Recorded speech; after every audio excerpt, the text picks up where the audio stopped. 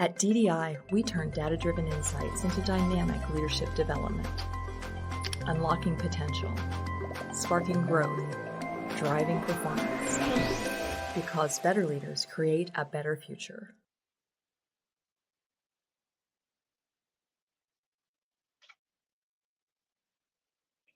Hello and welcome to today's webinar, Change-Ready Leaders Don't Happen by Accident, presented by DDI Managing Consultant Megan Aaron.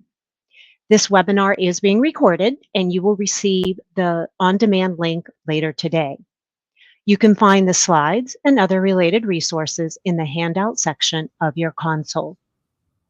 If we are not able to get to your question today, someone will follow up with a response.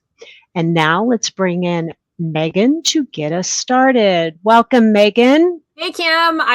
She dared me to do jazz hands, so here they are. Hi, team. We're so excited to have you today to talk about change. And I appreciate that everybody posted so many in the notes section. And we're going to talk about all of those as we navigate today. And so let me just start by, and I thought I needed to ground you in reality. I think the opposite happened. You grounded me in reality. And so we are operating in a moment unlike any other. As you think about the leaders that you are guiding, the pace, volume, and ambiguity of change is not episodic. It is continuous. And actually, shout out to participant 853. You may not know your participant number, but I thought it'd be cool to do that. Ubiquitous, I think, was the term that I saw. So internally, you're navigating AI integration, restructuring. I saw a lot of mergers listed in there too. Cost pressures. And externally, you are managing geopolitical instability, economic uncertainty, regulatory shifts, rapidly evolving customer expectations. And so when we've asked leaders to describe their current reality, the same words consistently emerge: overwhelmed, reactive, uncertain, and exhausted. And apparently we are no longer living in just a VUCA world. It's now BANI, brittle, anxious, nonlinear, incomprehensible. And I'll be honest, it feels like when I first learned how to use the word sus. So I wasn't entirely sure I was using it correctly. So I think I might go back to ubiquitous instead. This really brings us to a critical question. Because organizations aren't failing due to lack of strategy, they might be failing due to something else. And so you probably have heard the statistic that 70% of change initiatives fail. But that number doesn't tell the full story. According to Gartner, nearly half of digital initiatives actually meet or exceed their targets, and high-performing organizations reach success rates as high as 71%. So change itself is not the problem. The variable, the differentiator, is leadership capability. Specifically, when leaders are able to translate change from strategy into sustained behavior, because transformation succeeds or fails in thousands of daily interactions between leaders and their teams. And unfortunately, the data tells us that most leaders are not equipped to do this effectively. According to DDI's Global Leadership Forecast, I also saw somebody out there from Scotland, so welcome. Only 13% of leaders feel prepared to lead through change. That number has been cut in half in just 5 years. This isn't a marginal decline. It's a systemic capability collapse. And this lack of confidence matters because leadership confidence directly influences leadership behavior. When leaders lack confidence, they avoid difficult conversations. Maybe they over-control execution. They under-communicate uncertainty and unintentionally increase resistance, which slows transformation. So the obvious question becomes, why is confidence declining so dramatically? There's really kind of 4 forces that we've identified, and I'm sure that there are more. I also saw somebody put in the chat, you name it, we face it. That was my participant 338. So, and this may be more than the more on your list, but I condensed it for a purpose of a poll. So tune in, and then in a moment, I'll transition it to Kim to help us, again, make those selections. So first one's velocity. So change is happening faster than leaders can integrate and adapt. The next one you see is proximity. So leaders tend to fall into one of 2 extremes. They're either very close to decisions, making high stakes calls quickly and under pressure and without full information, or they're not close at all. expected to execute and align their teams around decisions they had little involvement in shaping. Next is mindset. Many leaders were developed for stability, not disruption. And last, fatigue. We're simply exhausted from continuous transformation. So which of these reflect why your leaders lack confidence in leading change? We'll go ahead and open the polls. Megan, I'm going to put this across the screen so everybody can get a visual on this. Yeah. So keep those responses coming in. Mm-hmm. We'll close this out in a few seconds. I love somebody putting all the above. I know. I was wicked. I made you choose one. All right, we're going to close this out in 5, 4, 3, 2, 1. We have a good number of responses. Yeah, we do. Thanks, Kim. That's really interesting. I almost was like, right, it's more than one, all the above, team IC. I agree with you. And I also find that change fatigue, right, seemed to be the highest, but quickly behind proximity of making. Okay, so the proximity, gosh, we were almost equal across the board. Well, thanks for letting us know. And I see more things in chat coming into, so make sure you tune in. I see some quotes here around what's happening with AI and connecting to ROI. So if you think about this confidence level, we have to really think about, so where's the capability gap happening? And what's interesting is that across more than 100,000 leadership assessments, we see the same patterns.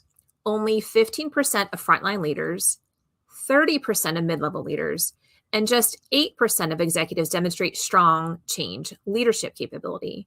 And even more concerning, breakdown happens in the most critical human behaviors: rewarding change, stretching boundaries, addressing resistance, and asking questions. So these are not technical failures if we're going to talk about AI, right? These are human leadership failures, because transformation doesn't fail at the strategy level. It fails at the moment a leader avoids a difficult conversation, fails to reinforce that new behavior, or fails to create clarity.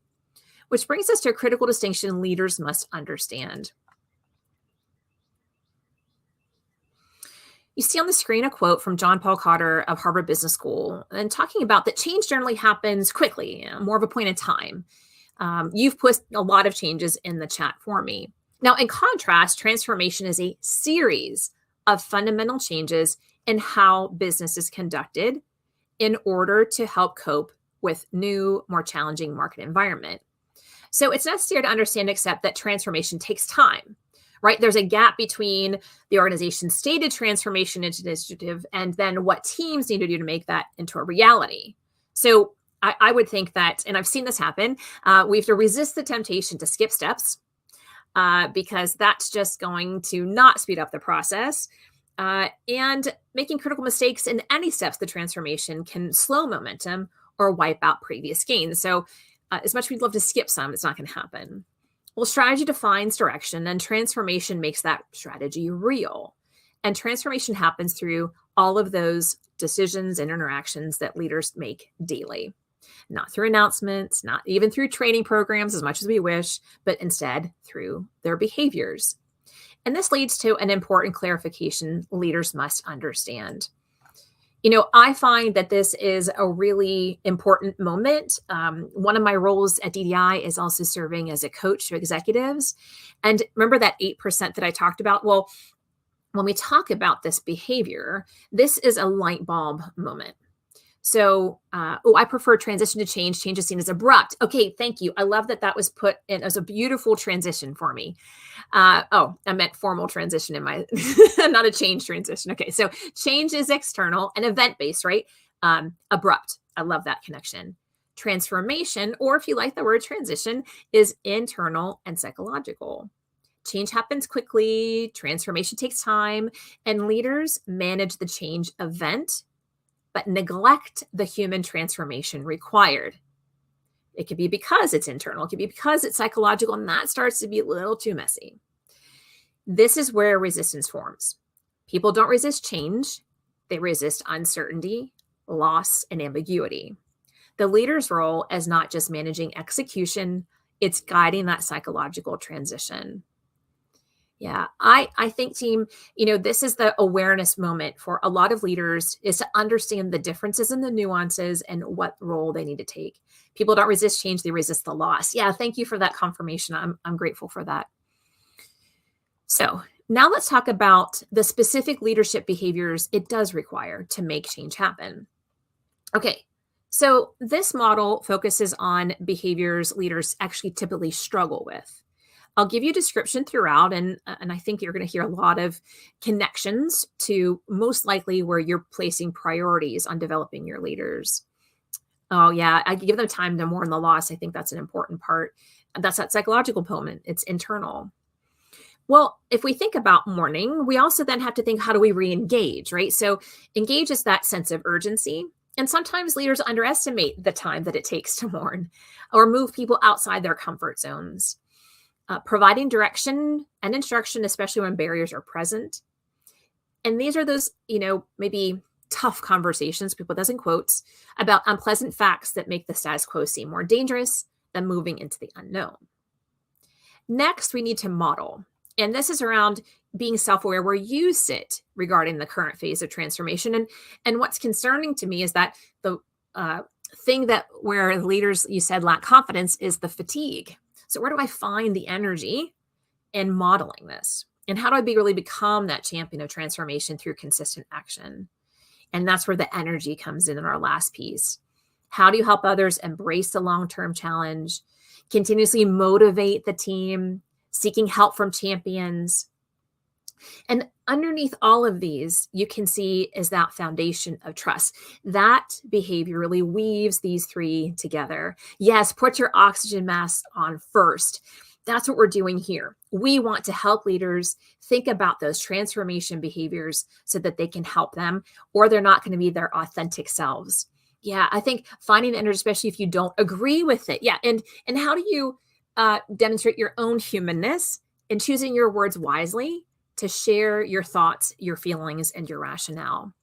So if we know that there are these specific behaviors, engage, model, and energize with the thread of trust, why are leaders not doing these things?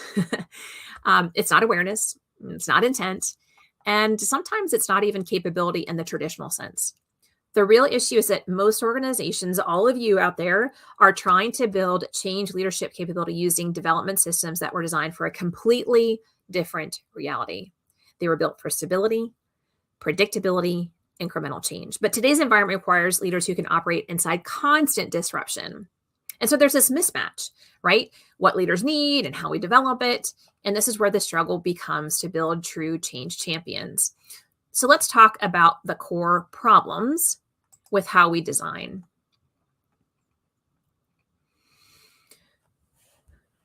Yes, a longer journey. You got it. It's marathon. I don't know if anybody put that in there. And Kim is our marathon runner on the line as well. So we could learn some things about how to do that. So what we found through our research and work across organizations globally is that the struggle to build change-capable leaders is not random. It comes down to some of these structural problems you see on the screen. These are not leader motivation problems, they're development design problems. So I'm going to introduce you to each one. And then the great news is we've come today with some options, some opportunities, some solutions to support you and how you can build change champions. Let's take a look at the first one, because the first one's actually all about you. Now, I'm an only child, usually is about me, but I'll make it about you today. And that's number one. The number one part is that decision complexity has increased dramatically. You, as HR leaders and talent experts, must navigate more stakeholders, competing priorities, and scrutiny than ever before. The second one is that, again, how are we building not for stability, but disruption?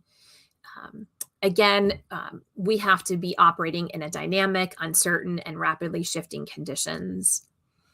Yeah, more than a rapid change. I see that, team. Executives really tolerate a longer journey. Okay, I love the tolerating the longer journey. That's my ubiquitous participant. I'm going to come back to that today because that's actually the next one. So thanks again for another transition, team. Those are so useful. So it's hard to develop those skills because it can be deeply tied to mindset, behavioral patterns, and personality, not just knowledge. And that requires a different development approach. And then the other part is that back to the not long journeys. Yeah. So this is how we have to think about that our maybe typical program design. They're not going to attend the training well, they will attend the training, but they might struggle to apply it because it's not directly tied to those challenges. And then the last one, team. Programs transfer knowledge, but not behavior. And behavior is what determines whether that transformation will succeed or fail. Leaders leave with concepts, but transformation requires consistent behavioral execution under pressure. Yeah, it's the continual disruption. It's not just the one thing, it's more than a handful. These problems explain, again, why our traditional ways in which we've designed and when organizations are heavily investing in leadership development, how we have to show a better ROI. So if these are root causes, what actually works? And more importantly, how do you build change leadership capability in a way that sticks in the reality your leaders are operating in today? Oh, love that last bullet. It directly impacts sustainability. Yeah, I agree. Well, let's talk about how do we get there. I want to get you to sustainability. So this is the purpose of today. This is why you signed up to meet me. What we're going to share next is not another change model, but it's a development blueprint, right? Specifically designed for the reality that we've talked about and addresses the promise we made at the start of our time together. And let's start with that first one, all about you. So one of the most important shifts happens before the development begins, and it sits with you. Your role is to deliver not just development, but your role is to architect the conditions. Write that one down. I love that one. Architect the conditions that allow development and transformation to succeed. And I like to use stakeholder mapping. So I'm sure many of you on the line have done this before. Quick refresh. It's a deliberate mapping of identifying who has influence over the success of the transformation, who will scrutinize the investment, who will actively support it, and where resistance or hesitation is most likely to emerge. Because in today's environment, especially tied with transformation, you're under intense scrutiny. Give me some emojis, team, if I am tracking with your reality of navigating competing priorities, budget pressures, executive expectations. I saw that in there, right? They're not going to stay in there that long. And they don't have time to stay there. Oh, I got some hearts coming through. Yay. Yeah. Darcy mapping, but with less clarity. Yes, exactly. Okay. So this allows you to, because what you see on the screen, team, if I could enhance it with one more drawing, I put bubbles, like thought bubbles of the voices, because that's what you want to understand, not hear voices, but understand those voices in who needs to see early wins, who needs deeper involvement, who may quietly slow momentum if not aligned. And then who can become a visible champion. And this is all about energy. I'm looking, just as we are fighting for the mind share of your leaders, you're also trying to manage your own mind share. Where do I place my energy? And stakeholders that are aligned can help accelerate that progress. And so this is a really great activity. You might find that instead of moving somebody all the way from resisting to embracing the transition, the transformation, the investment and development, you just need to move them to neutral, right? And so this can help you ensure that your efforts remain aligned to business priorities, visibly supported by senior leaders, and positioned to sustain momentum. This is how you actively enable transformation success. Yeah, also good to know who are the bad versus the good influencers, and helps you to prioritize. And about the visibility part as well too. Thanks for pointing that out. Okay, so once you've aligned the right stakeholders, the next shift is ensuring that the development itself is designed to move at the speed of transformation. One of the most fundamental mismatches in most organizations is that your business is operating in what? Dynamic, uncertain environment. But your leadership development model can be static. And it's designed for that world where change was episodic. But again, I've seen that posted so many times in the chat so far, confirming it's not. And we therefore have to ensure that those high stake decisions that your leaders are making match then the reality of what the development initiative looks like. So when development's not aligned, to that reality, they default to what's safest. So back to those habits that are no longer effective. So the shift isn't just about doing more development. It's about redesigning it to match the speed and velocity of the business changes itself.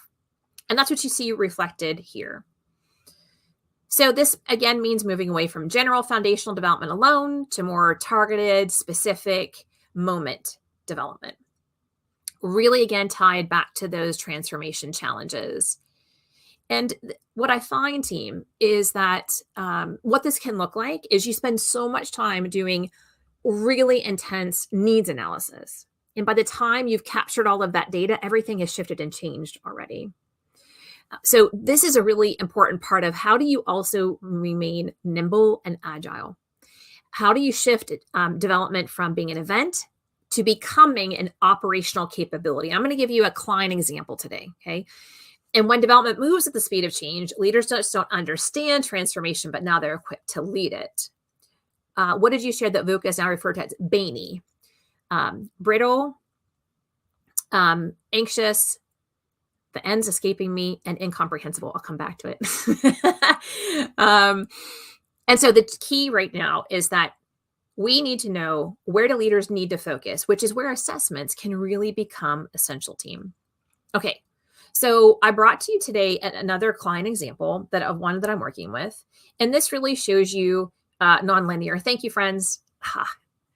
Nonlinear, couldn't get it. What you're seeing is an aggregate assessment data from an organization that's not only going through significant transformation, but the purpose why they implemented and executed this assessment for director population was a significant exodus from retirements. I think I saw some of those also in the changes that you had too.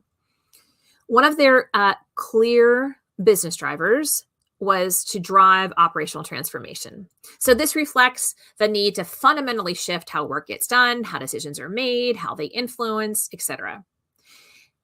So that's what's going to flip the order, drive the business forward. And then the competencies that are linked behind that are change and influence. And so what the critical insight shows us is that in leading change was low. Now remember the population, team, this is director level.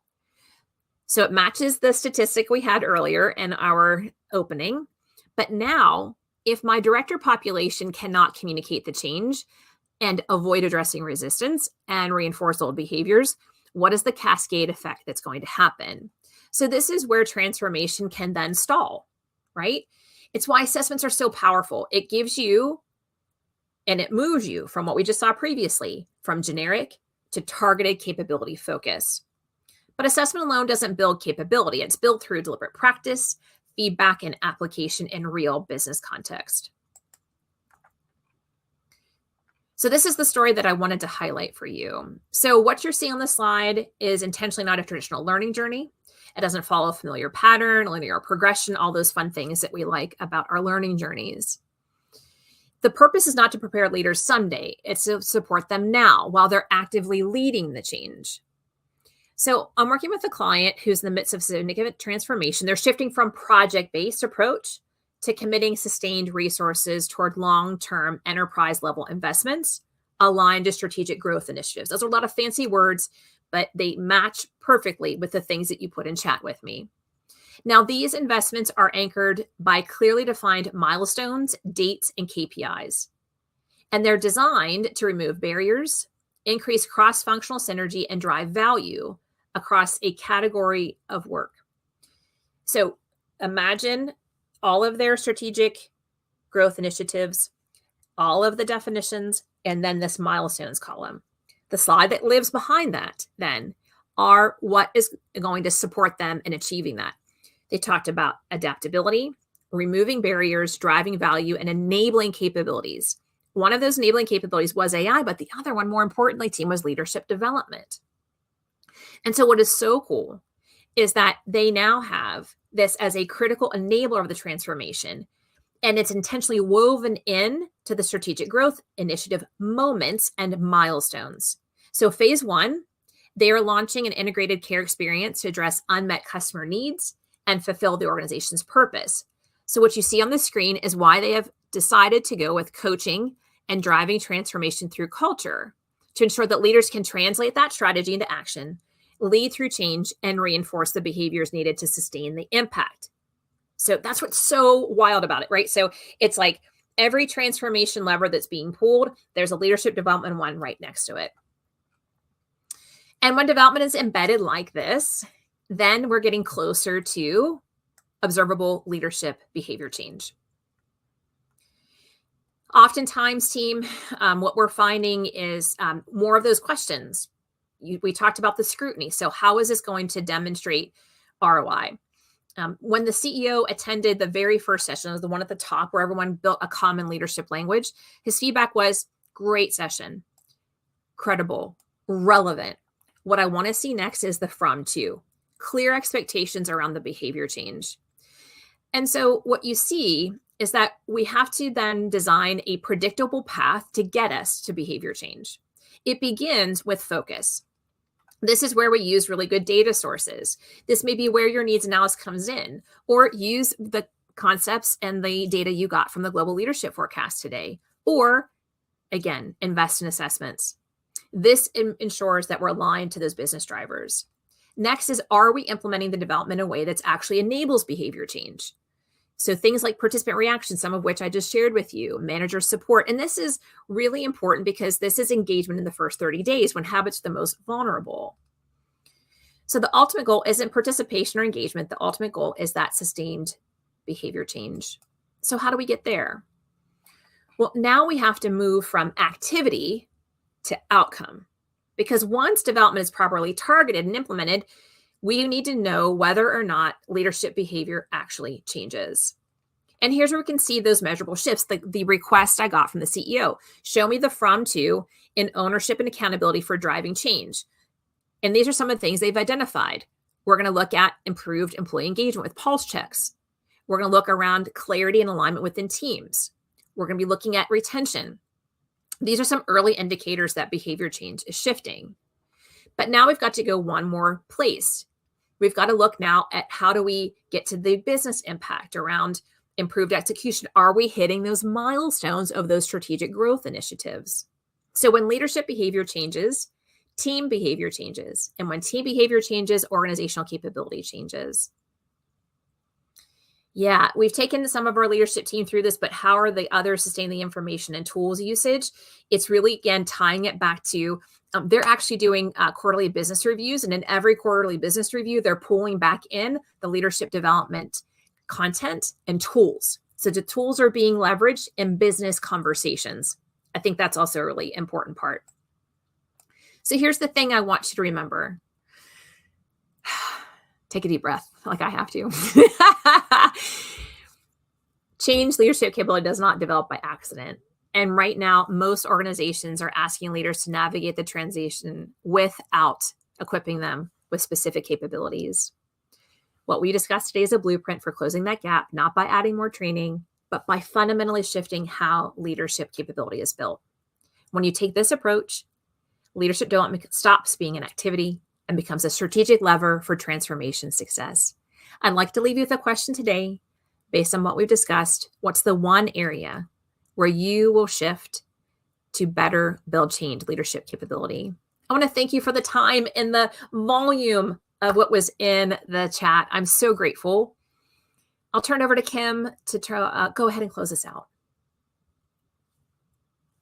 Thank you, Megan, and thanks to everyone for your robust chat today. We really do appreciate all the engagement that you provided us. We know we had a few questions come in that we weren't able to get to, and someone will respond to those questions. So thank you. Have a great day, and we hope to see you on a later webinar.